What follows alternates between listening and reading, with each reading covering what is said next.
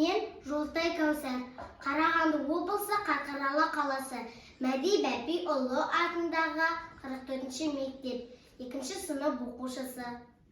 Абай 8 аяқ. Алыстан сермеп, жүректен тербеп, шымарлап бойға жайылған, қиюадан шауып, қисынын тауып, тағыны жетіп қайырған. Толғауы 90 қызыл тіл, сөйлеймін десең, өзің біл.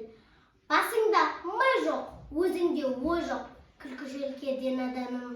Көп айтса көңді, жұрт айтса болды, әжеті надан адамның. Ойда қайрат, ойда көз, болмаған соң айтпа сөз. Қайнайды қаның, ашиды жаның, өнердері көргенде, жүргенлер сілкін, қайраттан беркін деп насихат бергенде. Ятсыз арсыз салтынан, қалғып кетер артынан, аулаққа шықпай, сыбырлап бұқпай, мейірленбес еш сөзге.